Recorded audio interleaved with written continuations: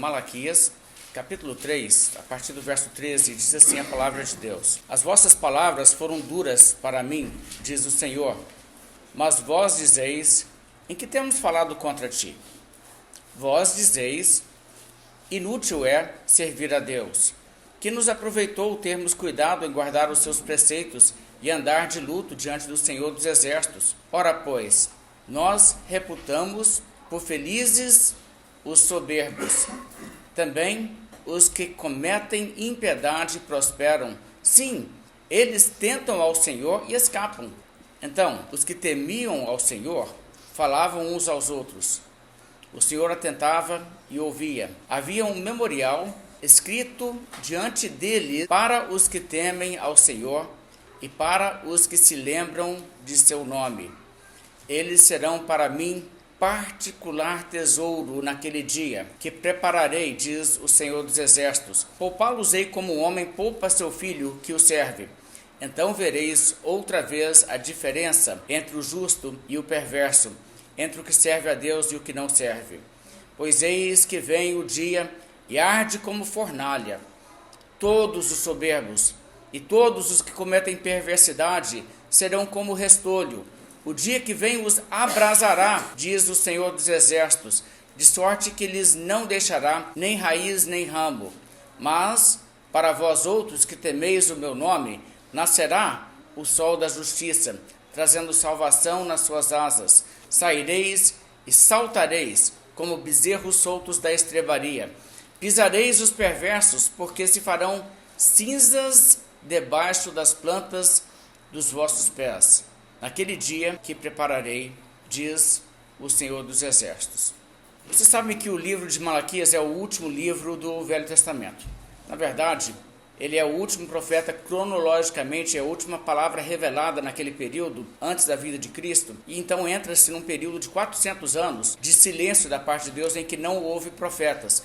Ou seja, a revelação que Deus vinha dando, que se tornou inclusive escrita a partir ali de Moisés, quando Moisés foi chamado como profeta e tirou o povo do Egito, deu a lei ao povo e escreveu as coisas que Deus lhe revelou.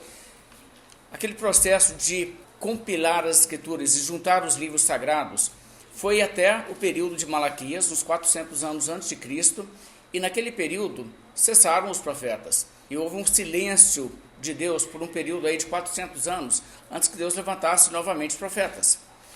E então, de uma certa forma, Deus está dando um fechamento para esse período e dando uma palavra para que as pessoas mantenham isso em mente durante esse período que será longo, muitas gerações. Pessoas irão nascer, viver suas vidas e morrerem idosas sem uma palavra de Deus para elas. E o que então precisa ser enfatizado nesse último instante? Bem, é muito interessante que esse texto tem a ver com a ideia de o mundo parecer ser injusto. E essa pergunta que existe, será que a injustiça irá prevalecer? E a resposta divina é que não é dessa maneira. Você sabe que essa questão da justiça é inerente ao ser humano. Nós temos um senso de justiça, é parte da nossa constituição moral quando Deus nos cria. Nós nos revoltamos diante de injustiça, pelo menos quando ela é contra nós, né? Mas nós nos revoltamos contra coisas que nós vemos como injustas. Não precisa de esperar muito você ver uma criancinha começando a usar expressões do tipo não é justo ou não vale, no sentido que está errado, tem alguma coisa aí que não está certa. Agora, o mundo parece um local assim, totalmente injusto, não é? Nós percebemos que a maneira que as coisas andam, existem pessoas más e elas aparentemente levam vantagem por serem más. Algumas pessoas se dão mal sendo más, mas muitas não. Muitas pessoas ficam como que reinando e ninguém consegue fazer nada com elas. E elas vivem muito bem suas vidas e fecham aqui suas vidas e deixam aí seus amiguinhos ou seus filhos ou quem seja que esteja do lado deles bem quando eles vão embora desse mundo. E outras pessoas tentam andar corretamente e na verdade penam muito e pagam preço de serem corretos, e as pessoas que estragam o mundo acabam muitas vezes por cima. As pessoas veem isso e dizem coisas tipo, o mundo é injusto, ou certamente você já ouviu, a vida é injusta. Não é assim que as pessoas concluem? Será que realmente a vida é injusta? Ou será que existe apenas uma aparência de injustiça? A Bíblia aqui responde isso. Vamos olhar o texto novamente, veja o verso 13, a Bíblia fala no verso 13 do capítulo 3 assim: as vossas palavras foram duras para mim, diz o Senhor dos Exércitos. O que Deus está falando aqui é importante porque diversas vezes Deus manda o profeta confrontar o que as pessoas andam falando. Vocês notam isso, né? Ele falou isso no capítulo 1, que as pessoas dizem, não, em que nós desprezamos a Deus? Então Deus está falando e repreendendo e dizendo, olha o que vocês falam, está errado isso. Aqui ele fala sobre essa questão. Deus diz, vocês falaram palavras duras contra mim. E as pessoas protestam e dizem, que temos falado contra ti? O verso 14, vós dizeis, inútil é servir a Deus. Que nos aproveitou termos cuidado em guardar os seus preceitos e em andar de luto diante do Senhor dos Exércitos. Essas são as palavras que Deus diz que as pessoas vinham falando, palavras duras contra Deus, palavras de censura a Deus. Pensou que é absurdo, né? O ser humano censurar a Deus? Mas acontece todo dia, constante.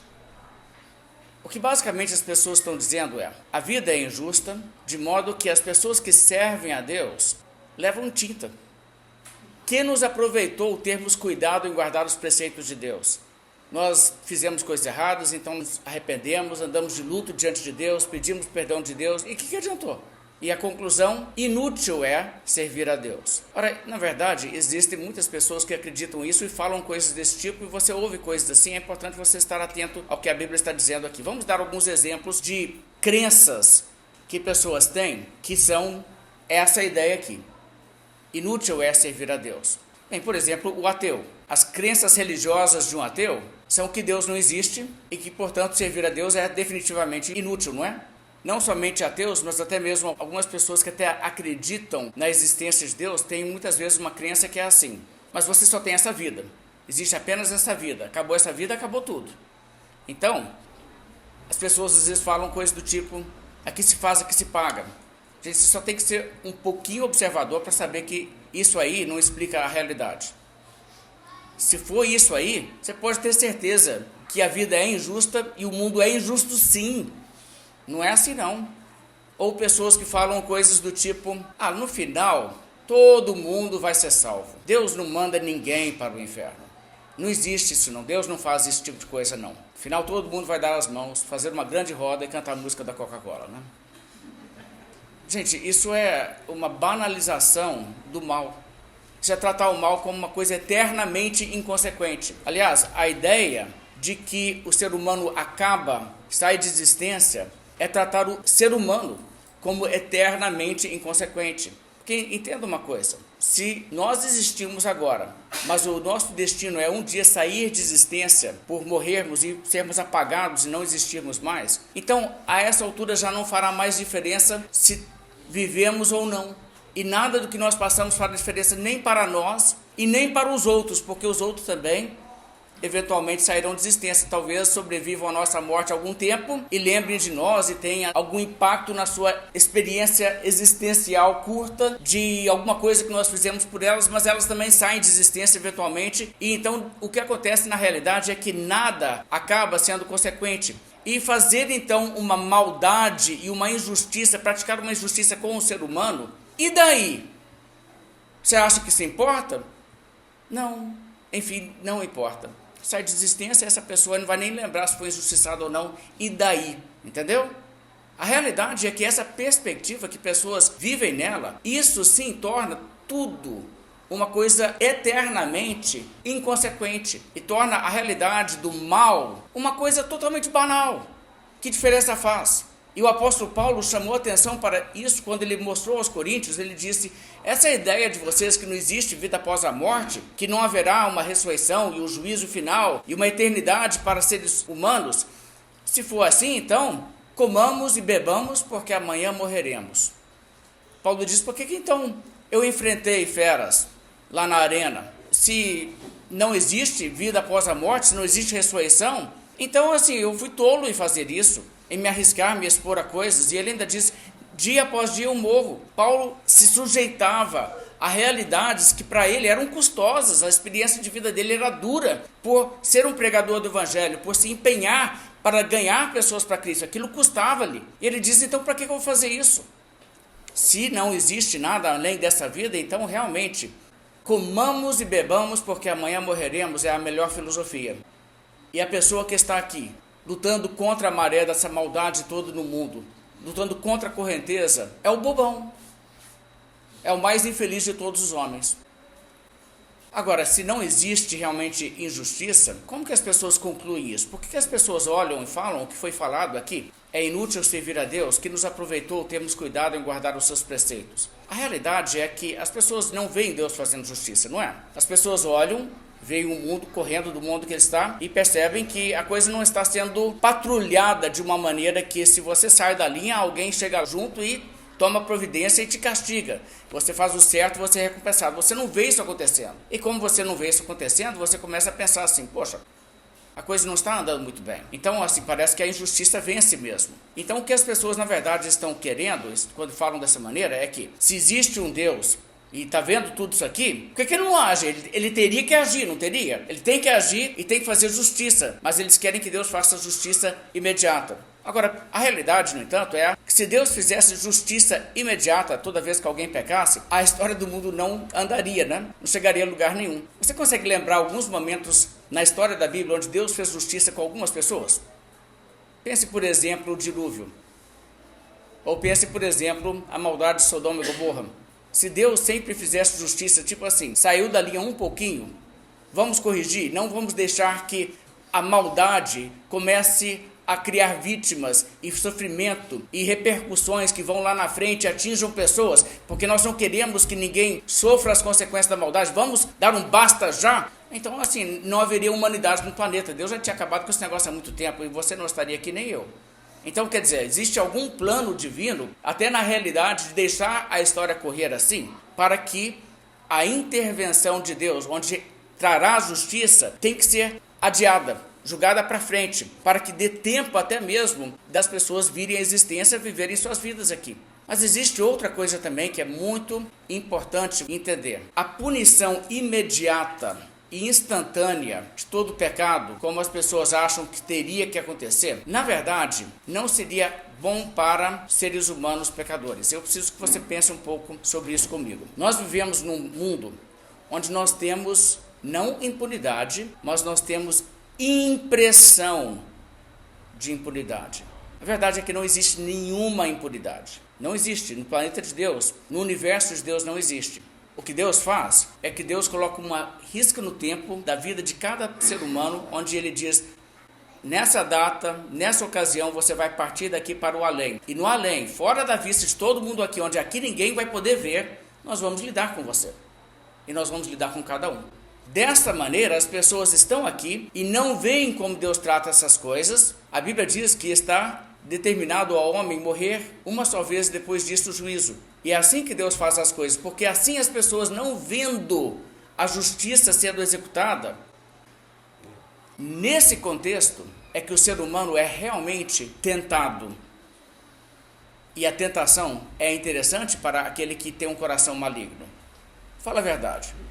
Se toda vez que alguém fizesse um furto de qualquer valor, isso estivesse sendo sempre filmado e fosse imediatamente detectado, e aquela pessoa fosse envergonhada, não levasse vantagem, não conseguisse fazer uso nenhum daquilo que ela furtou, mas imediatamente fosse restituído ao dono, e a única realidade é que aquela pessoa passasse imediatamente a ser punida. Você acha que teria furtos? Teríamos furtos no mundo assim? Rapidamente as pessoas iriam entender, esse negócio não dá certo, não leva vantagem ninguém que faz isso aí, tem que ser muito bobo para fazer isso. Quer dizer, a única maneira que você vai ter um mundo onde isso acontece é que precisa haver pelo menos alguma impressão de que o mal pode compensar, pode dar certo o crime, pode dar certo e você ser impune, senão a pessoa nunca se revela pelo que ela realmente é. E se o ser humano nunca se revela pelo que ele é, nem o próprio ser humano se conhece. Nem ele sabe se ele é honesto ou se ele é apenas vigiado. Você pode ter certeza, no mundo onde nunca houvesse aparência de faz o que está errado que você leva vantagem, pessoas que fariam isso no mundo onde tem-se essa impressão, não fariam e se achariam muito boas e se iludiriam de que elas são muito virtuosas. Eu sou a pessoa honesta. E na verdade ela não é. Para ela poder ela mesma se conhecer e saber o quanto que ela é ruim, você sabe o que ela precisa? Um contexto para existir no qual, se ela vê todo mundo fazendo coisa errada, e pensando, Poxa, e está dando certo para essas pessoas. Que aí, se o caráter dela é de ir nessa direção, aí ela vai e aí ela consegue parar e pensar, que tipo de ser humano eu sou? Ou seja, não existe contexto melhor para o ser humano entender a sua própria maldade do que um mundo como este. Gente, esse mundo não é assim por acaso, não. Não é que Deus dormiu no ponto, não. Deus vai fazer justiça. Mas isso é bom até para aqueles que serão salvos, para que eles entendam quem eles são. E existe também aquela realidade que nós não chegamos a detestar e odiar o mal, a menos que nós possamos ver o que o mal é e ver as consequências do mal. E ver o que ele faz na vida das pessoas. Essa experiência de sofrer a injustiça, sofrer o mal, ver outras pessoas sendo vítimas e vendo assim a consequência de todas as coisas, desde aqueles crimes mais bárbaros que nos revoltam e reviram o estômago quando tomamos conhecimento do que aconteceu, até aquelas pequenas falhas morais, mas que prejudicam as pessoas, e prejudicam a sociedade e causam aí os desdobramentos desse vício moral, repercutindo por toda a sociedade, causa aí todos os níveis aí também de sofrimento humano. E ver isso na nossa realidade, nós podemos também tomar o horror devido do mal. Nós não precisamos de uma aula teórica sobre o mal, nós precisamos enxergar o mal, para revoltarmos diante do mal e para podermos dizer também, eu não quero ser isso aí, eu não quero ser assim. E Deus usa essas coisas. Então há um propósito nisso. Então aquela velha argumentação que diz, se existe um Deus bom, então o que tem sofrimento no mundo? Sem sofrimento, você não ia ter nenhuma razão para entender que o mal é mal. Você dizer assim, e daí as pessoas são assim? E daí se as pessoas fazem isso? Mas quando você vê as coisas sendo totalmente destruídas para a existência humana, você chega e diz, não, peraí, tem certas coisas que não dá, né? Essas coisas aí não são boas, não. E é necessário isso para que você acorde, porque nós como pecadores, como ímpios em nossos corações, nós tentamos justificar-nos a nós mesmos. E nós tentamos sempre justificar o mal e as ações que nós desejamos fazer. Então Deus nos dá um gostinho da coisa para a gente poder entender com o que nós estamos lidando quando falamos do mal. Então Deus é extremamente sábio em conduzir as coisas dessa maneira. Mas o que Deus faz de fato é que Deus adia a execução plena da justiça para dar ocasião para que a história humana se desenvolva, para que os seres humanos possam nascer, viver suas vidas e se reconciliar com Deus ou não. Agora, enquanto isso, acontece muita coisa que fica impune, não é? Muita injustiça está rolando, mas não existe nenhuma preocupação com isso em Deus, nenhuma. Porque Deus tem um dia para acerto de contas. Ninguém vai escapar. Nada do que foi feito será esquecido. Nenhum crime irá prescrever. Nada é feito que não será corrigido. E Deus tem plenas condições de fazer isso. Então eu quero que você entenda uma realidade aqui. Nós estamos aqui em nosso momento de existência nesse mundo. Nós só vemos isso. Quando uma pessoa morre, para a gente ela saiu e não está mais conosco. Então nós vendo só isso aqui vira tudo diante dos nossos olhos. Nós não conseguimos pensar em termos de existe aquela eternidade lá na frente, onde a realidade presente se tornará tão curta em comparação. Mas pensa o seguinte. Na época em que Jesus esteve no mundo, as pessoas estavam divertindo plateias com tortura de seres humanos e lutas de gente obrigadas a matar o próximo para ele mesmo não morrer. Fala, quer viver mais um dia, mata o outro. E as pessoas se divertindo com isso. E rindo quando uma pessoa escorregava, caía, então era morta na frente deles para a sua diversão. Já pensou o momento da sua morte ser isso? Você foi capturado de uma terra longínqua porque você foi conquistado, levado então para uma arena e colocado lá para as pessoas serem divertidas pela sua morte. Você entra ali, você não é uma pessoa que tem muita condição de fazer nada ali contra o seu adversário, que é muito mais capaz. Você chega lá na frente, ele te dá um golpe mortal, você sabe que você está morrendo, a dor, a agonia começa a tomar o seu corpo e você vê as pessoas lá na multidão rindo de você, se divertindo, achando graça do modo que você foi tão facilmente derrotado por um gladiador mais experiente. Já pensou que experiência final de sua vida? Aí morreu, acabou, é isso? Aí não tem mais nada, foi essa a sua existência. E as pessoas estavam fazendo isso. Bem, e as pessoas que fizeram isso? Correm-se agora coisa de 2000 anos dessa época aí, e as pessoas injustas que fizeram isso, durante um período curto das suas vidas, viviam aí numa média de 50, 60 anos naquela época. Há quantos anos eles estão hoje no tormento? Você acha que agora, 2000 anos de inferno, com uma perspectiva de um inferno interminável pela frente, a pessoa olha para trás e pensa assim, mas valeu a pena, teve bom. Você acha? Agora, e a pessoa que, porque era um cristão, nada de errado, um bom cidadão, mas foi odiado e foi levado então perante as mesmas arenas, foi julgado para ser comido de animal selvagem que chegou e atacou e dilacerou aquela pessoa, e as pessoas se divertindo com deleite e prazer de ver um cristão sendo humilhantemente destroçado por um animal, e essa pessoa está agora na eternidade com Cristo, sem dor, na glória. Você acha que ela olha para isso e diz, mas eu não sei se eu consigo curtir a eternidade, porque eu fico pensando no que fizeram comigo em vida, aquilo foi muito injusto. Imagina uma pessoa que tem uma vida maravilhosa, perfeita, basicamente não teve nada, nem doença, nem mal-estar, nem dor de cabeça a pessoa teve a vida toda, muito feliz, tudo deu certo na vida dela, muita prosperidade, muitas alegrias, aventuras, tudo aquilo que torna a vida da pessoa assim mais realizadora. E você pergunta para a pessoa assim, o que você me diz da sua vida? Você acha que sua vida tem sido uma experiência boa? A pessoa, não, teve uma vez que eu me lembro, quando eu tinha 10 anos de idade, eu tive um pesadelo, acordei suando. Entendeu o contraste? Nós vamos olhar para essa vida inteira como uma coisa que foi assim, instantes. De modo que não existe proporção de uma coisa que você possa fazer nessa vida, que na eternidade Deus não possa corrigir, que a pessoa diga muito mais do que compensado. Não, realmente fizeram injustiça comigo, mas é isso? Assim que o Senhor está lidando com a questão? É assim que o Senhor está me tratando por isso? Ótimo! Quiser eu volto e faço de novo. Sério, os mártires não olharão para o seu martírio como uma coisa humilhante, porque a recompensa que Deus dará, inclusive por aquilo, será algo que lhes será tão assim valioso acima, que eles diriam, gente, é quase tipo assim, pergunta se amanhã eu topo acordar cedo para ir trabalhar um dia e ganhar 1 bilhão. Não estou nem aí de acordar cedo, eu acordo cedo, eu posso não gostar de acordar cedo, mas estou dentro. É muito isso que a gente tem que entender que está acontecendo. As pessoas não conseguem ter a dimensão. Qual que é o peso da eternidade? Interminável. Nunca acaba. Então a gente começa a olhar só essa vida e começa a achar, mas isso é injusto. Mas nossa, aquilo é injusto. Gente, olha só, a Bíblia diz que Deus é o juiz de toda a terra. A Bíblia diz que Deus não abdicou do seu papel como juiz. A Bíblia diz que Deus marcou um dia no qual Ele há de julgar o mundo com justiça. Com justiça. O que isso implica?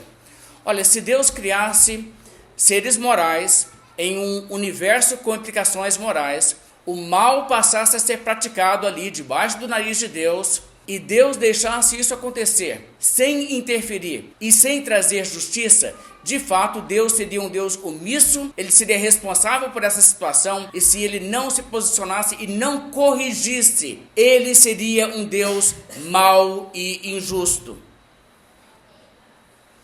Ele trataria o mal, nesse caso, como algo leviano e insignificante, mas Deus não faz isso. Deus cria seres morais, o mal entra, mas Deus exige prestação de contas. E naquele dia, cada um dará contas de si mesmo a Deus. Agora, quando Deus age dessa maneira, e quando Deus interfere e diz, o mal foi feito, o mal terá que ser corrigido. Isso revela a Deus como bom.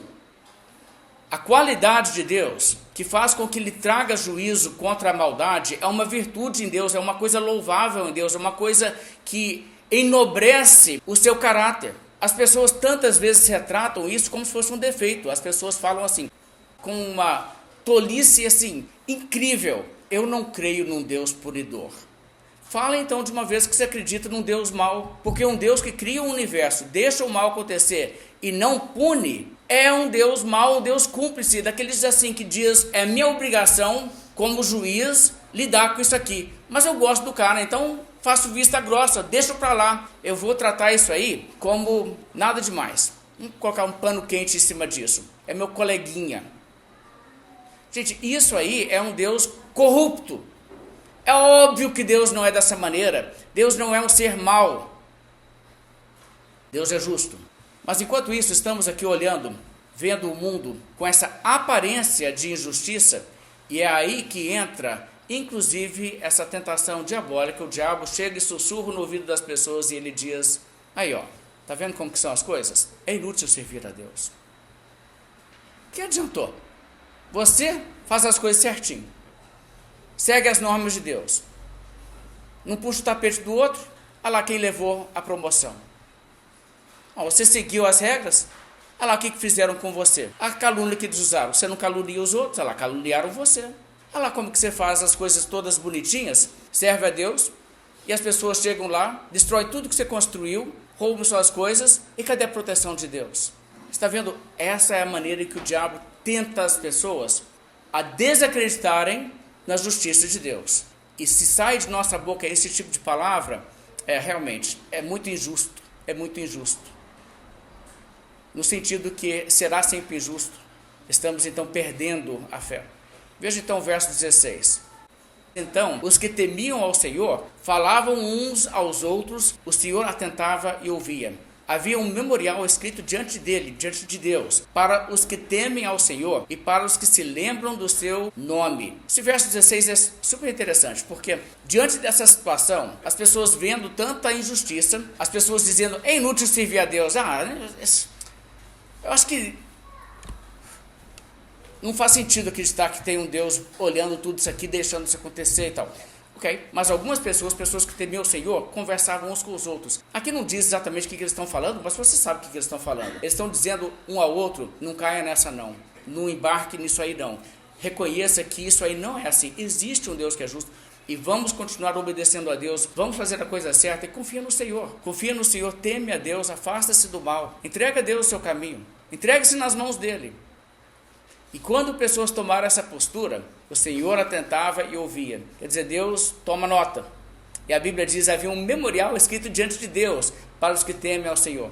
Ou seja, um registro divino de que essas pessoas mantiveram o temor do Senhor, mesmo num mundo tão aparentemente injusto. Mas disseram, não, mas nós vamos honrar ao Senhor, servir ao Senhor, e seja o que for.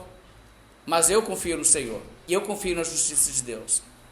Então o verso 17 diz, esses que temeram ao Senhor, que tomaram outra postura, eles serão para mim particular tesouro naquele dia que prepararei, diz o Senhor dos Exércitos. Poupá-los-ei, como um homem poupa seu filho que o serve.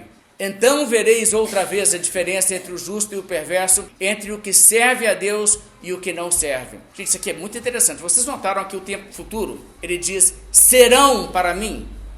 Poupá-los-ei futuramente, então vereis futuramente. Muitas coisas interessantes aqui. A Bíblia está apontando aqui para um dia, e é o dia do juízo. Gente, o dia do juízo é uma realidade tão certa. Jesus Cristo falava sobre o dia do juízo tanto, e falava tão constantemente, que às vezes ele nem falava no dia do juízo, ele falava simplesmente o quê? Naquele dia. Naquele dia vai ser assim, naquele dia, porque aquele dia é o foco para onde nós estamos caminhando, e lá todas as coisas serão esclarecidas. Ele diz, naquele dia, primeiramente, esses que temem ao Senhor serão para mim particular tesouro.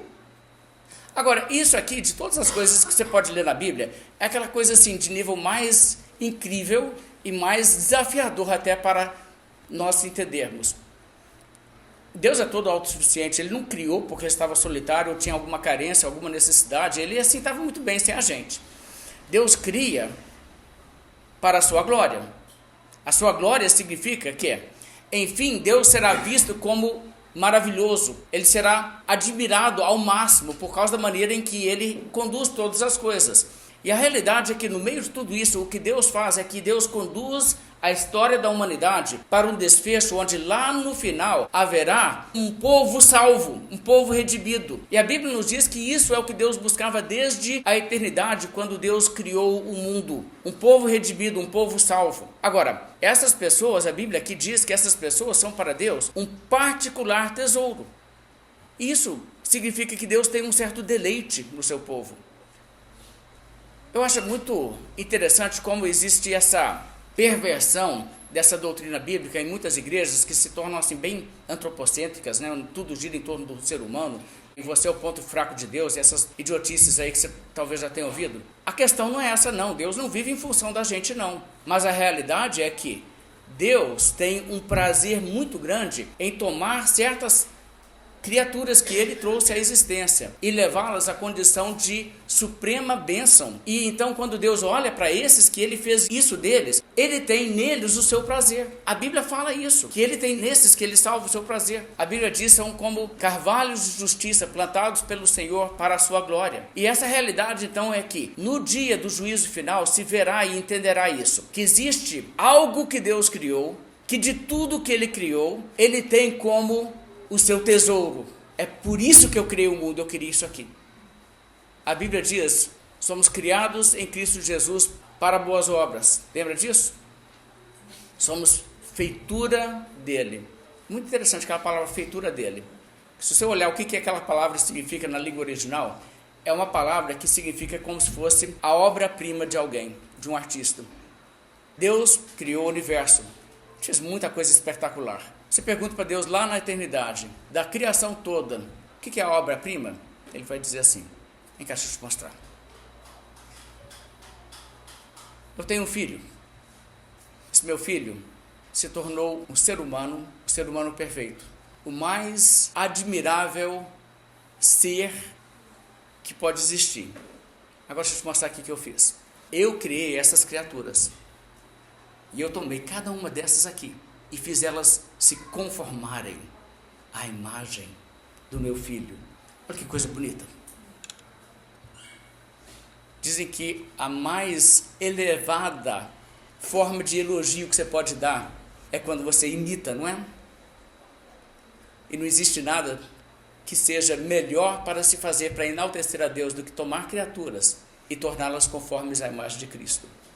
E isso para Deus é o que ele tem como o seu maior prazer de ter, e por isso também Deus criou seres humanos e criou criaturas racionais para chegar a isso um dia. E para exibir a esses toda a sua glória, toda a sua natureza, toda a sua beleza, para que possam contemplar, deleitar-se em Deus e existir então esse relacionamento incrivelmente abençoador para essas criaturas. É isso que Deus está fazendo. Então, para fazer isso acontecer, esse particular tesouro, Deus cria esse ambiente no qual o mundo passa, transcorre a sua história, muitas pessoas fazem o mal, outras pessoas são resgatadas, passam a temer a Deus. Aqui podem ser que apanhem muito, pode ser que sofram muita injustiça. A Bíblia mostra isso o tempo todo. Eu mencionei os mártires cristãos ali do Império Romano, mas veja, pense em Abel. Abel não fez a coisa certa? E aí, o que aconteceu? Foi assassinado por inveja de um irmão. Coisa triste. Pensem em Nabote. Muitas vezes a história de Nabote me vem à mente. Você sabe Nabote, né? O homem era um homem correto, temente a Deus. O rei era um homem mau, adorador de Baal, fazendo tudo errado. Aquele homem seguindo a Deus, seguindo a lei de Deus, preocupado de guardar a lei de Deus. O rei Acabe, juntamente com sua esposa Jezabel, dá um jeito de acusar o homem falsamente de ter blasfemado contra Deus, de todos os absurdos. Um homem que teme a Deus, acusado de blasfemar a Deus por um adorador de ídolos. E então ele é apedrejado e morto. E perde sua propriedade, e até se ele tem aí filhos, herança, alguma coisa, perde tudo. E você fala assim, poxa, é isso? A história de um homem de Deus? Sim, a história de um homem de Deus. Como Lázaro, que era mendigo, e vivia mendigando às portas lá do homem rico. E passando fome, corpo coberto de chagas, feridas para todo lado. E você olha tudo isso e você diz, tá, aí acabou? Não, acabou não. Olha só. Eles serão para mim particular tesouro naquele dia que prepararei, diz o Senhor dos Exércitos. Poupá-los-ei, como o homem poupa seu filho que o serve. Porque naquele dia, gente, vai ter um derramar de ira que será uma coisa assustadora. Uma coisa que as pessoas querão se esconder de toda forma e não terão como. Mas quem está coberto pelo sangue de Jesus Cristo será tratado de forma diferente. A primeira coisa que Deus faz no juízo é pegar os justos e colocá-los à parte de um lado. Ele não faz uma fila indiana e diz, vem um por um, vamos ver o que dá no seu caso, vamos colocar suas obras aqui para ver se você está de um lado ou do outro. Primeira coisa que ele faz, a salvação não é determinada pelas suas obras não. Antes de olhar as obras, ele já coloca, esses aqui são meus. Aí ele diz para esses o quê? Vocês juntamente comigo, vamos julgar. E aí sim ele lida com os outros de outra maneira. Quer dizer, Deus vai tratar os salvos, os fiéis, de uma maneira tão diferente. Ele irá poupá-los e as pessoas vão dizer assim, mas o homem lá está tratando eles como seus filhos queridos. Exato! Exato! Serão tratados como filhos queridos, o seu filho que lhe serve, ou seja, o filho que nunca desagrada, aquele filho que você defende com todas as forças, porque nem contrariedade ele te dá. Ele diz, então, o que vai acontecer? Quando isso tudo rolar, então vereis outra vez a diferença entre o justo e o perverso, entre o que serve a Deus e o que não serve. Gente, então é para lá que nós estamos indo, é nessa direção que as coisas estão caminhando. O desfecho da história está além da nossa vista nesse mundo, mas a Bíblia revela para que nós possamos nisso focar e manter a nossa atenção voltada a isso. E isso às vezes é necessário. Deixa eu ler para vocês, não precisa acompanhar não, mas eu quero ler para vocês o Salmo 73. Esse salmo é tão interessante, escuta só. O salmista começa dizendo assim: com efeito Deus é bom para com Israel, para com os de coração limpo. Quanto a mim, porém, quase me resvalaram os pés. Faltou pouco para que se desviassem os meus passos, pois eu invejava os arrogantes ao ver a prosperidade dos perversos. Para eles não há preocupações. O seu corpo é sadio e nédio. Não partilham das canseiras dos mortais, nem são afligidos como os outros homens. Daí a soberba que os cinge como um colar e a violência que os envolve como um manto. Os olhos saltam-lhes da gordura. Do coração brotam fantasias. Motejam e falam maliciosamente. Da opressão falam com altivez. Contra os céus desandam a boca, e a sua língua percorre a terra. Por isso, o seu povo se volta para eles, e os tem por fonte de que bebe a largos sorvos. E diz, como sabe Deus? Acaso há conhecimento no Altíssimo? Eis que são estes os ímpios, e sempre tranquilos aumentam as suas riquezas. Com efeito, inutilmente conservei puro o coração, e lavei as mãos na inocência. Pois de contínuo sou afligido, e cada manhã castigado. Se eu pensara em tais palavras, já aí teria traído a geração dos teus filhos. Em só refletir para compreender isso, achei muito pesada a tarefa para mim. Até que entrei no santuário de Deus e atinei para o fim deles. Tu certamente os pões em lugares escorregadios e os fazes cair na destruição. Como ficam de súbito assolados, totalmente aniquilados de terror, como ao sonho quando se acorda. Assim, ó Senhor, ao despertares, desprezarás a imagem deles. Vocês notaram? Como ao sonho quando se acorda. Essa vida vai acabar e as pessoas vão perceber assim: gente, era tão insignificante e passageiro, e eu vivi só por aquilo? A eternidade é para sempre. Existe uma eternidade pela frente, e existe um Deus de toda justiça. E eu preciso deixar algumas coisas bem claras em falar sobre isso, porque muitas pessoas têm assim, uma ilusão sobre como vai ser a eternidade. As pessoas pensam assim, a Bíblia fala que tem dois destinos, tem o céu e o inferno, tem a vida eterna e a perdição eterna. Mas acham que é só isso que a Bíblia diz, e acham que então basicamente você tem assim dois níveis, né? Tem a eternidade que uns terão e a eternidade que outros terão. Na verdade não é bem isso não, tá? A Bíblia mostra que existe na realidade uma eternidade específica para cada indivíduo que será diferente. É claro que existem essas duas grandes categorias, a salvação e a perdição, o inferno e o céu, tá? Isso é verdade. Mas existe também a realidade que, no dia do juízo, cada um dará conta de si mesmo a Deus e receberá conforme as suas obras. Isso significa que quem teve obras diferentes será tratado diferente, não é? Agora vamos pensar em algumas coisas que a Bíblia fala. Jesus, por exemplo, disse, não há nada encoberto que não venha a ser revelado. Que o que fizeram as escuras será proclamado dos eirados. E no dia do juízo, então, tudo será exposto. A Bíblia diz que as pessoas receberão conforme os seus atos, que Deus fala assim, a mim pertence a vingança, eu retribuirei, diz o Senhor. Só computando isso aí. Se Deus é um Deus de justiça, e Deus vai retribuir conforme as obras, entre dois indivíduos que irão para o inferno, um deles, que basicamente é uma pessoa decente conforme os padrões da sociedade, e nós achamos que o padrão certo é o padrão social. A gente se avalia um pelo outro, que não funciona. Porque o padrão de Deus é mais elevado. Mas pelos padrões sociais estamos falando de uma pessoa boa, nasceu numa família, tentou ser um bom filho, um bom irmão, cresceu, casou, foi um cônjuge fiel, foi um cônjuge dedicado, criou filhos, foi um bom pai, foi um bom cidadão na sociedade, tentou viver corretamente, de fato contribuiu de muitas maneiras como ele poderia enriquecer a sociedade através do seu trabalho, do seu labor. fez coisas boas assim, e não teve nenhum motivo para que alguém o incriminasse em termos da justiça humana, e partiu. E aí depois você pega um desses super vilões aí da história, um Hitler, um Stalin, uma pessoa assim. E aí você diz, o que acontece? Foram todos dois para o inferno. Agora é até assim, sabe? Porque a essa altura não houve ainda o juízo. Mas no dia do juízo, eles todos terão que prestar contas. E você pode ter certeza que os atos de pecado, de injustiça contra o próximo, os atos de rebeldia contra Deus, serão cada um deles contabilizados para que aquela pessoa receba de Deus conforme os méritos das suas obras. De modo que quem pecou muito mais, terá muito mais pelo que dar contas, e a retribuição de Deus e a eternidade daquela pessoa será muito pior. E o diabo engana as pessoas pensam, se tivesse negócio de inferno, já vou para o inferno mesmo, então vou aproveitar enquanto eu estou aqui, vou aprontar mais. Nossa, mas que lerdo.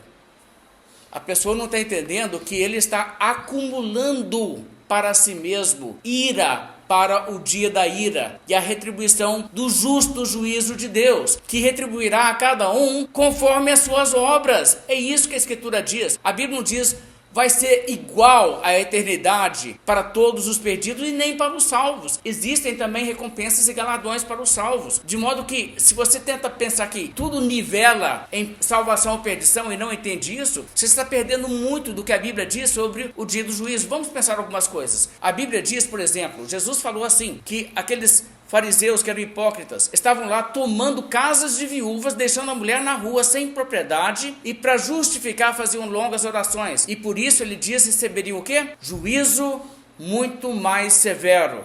Ou seja, a associação dessa fachada de religião hipócrita para impressionar a sociedade, para surfar a glória dos aplausos humanos, dizendo, nossa, mas que homem religioso, que homem correto, enquanto estava na verdade oprimindo pessoas indefesas. Jesus diz, isso vai trazer para essa pessoa um juízo mais severo. Então um juízo mais severo significa o quê? Ele vai ter um momento em que ele se apresenta perante Deus, Deus fala mais grosso com ele, e depois ele sai de lá, igual todo mundo que é perdido? Não, ele sai de lá para uma punição específica, conforme os méritos do seu ato, e será pior para ele, conforme cada ato de injustiça que ele cometeu ao longo da sua vida. Cada ato de injustiça, cada rebeldia contra Deus é acumular mais ira para o dia da ira. É extremamente sério o que nós estamos falando. De modo que para essas pessoas, bom para elas seria morrer muito mais jovem antes de ter aprontado tanto, porque a conta vai só subindo. Então essas pessoas acham, eu ganhei a disputa lá do tráfico, matei os outros e fiquei por cima. No dia do juízo ele vai olhar e falar assim, se eu pudesse trocar o lugar com os que eu achei que eram os perdedores, ainda estava melhor para mim do que está agora. Entende como que o mundo engana as vistas? As pessoas não conseguem entender a realidade que está por aguardá-los. Jesus Cristo falou sobre o desprezo da verdade, a indiferença com a verdade. As cidades que viram Jesus pregando e viram os milagres que ele fez, não tem como assim discordar de que ele fez os milagres. Eles sabiam que isso era uma mensagem divina para eles, de arrepender-se e crer no Evangelho, mas não creram. Jesus diz que no dia do juízo haveria mais rigor para essas pessoas do que para com Sodoma. Agora, tenta entender o que isso implica. Por que Sodoma? Por que Sodoma? Por que ele não pegou e disse, haverá mais rigor do que para com outros em geral? Não, vamos pegar Sodoma, porque Sodoma é a gente que você sabe, pela própria natureza dos atos que eles cometeram, que no dia do juízo, para eles, vai ser extremamente rigoroso. Vai ser muito terrível o que eles vão passar. Vai ter muita gente indo para o inferno que vai estar dizendo, eu estou indo para o inferno, mas pelo menos não estou indo para o inferno igual aquele povo de Sodoma. E Jesus então está usando eles como um modo de sacudir esse povo e dizer, e para vocês, diante da luz que vocês receberam, e ainda agir dessa maneira, e não se arrepender, não vai ter então mais rigor para vocês do que com Sodoma. Entende assim como ele está fazendo essa explicação de grau?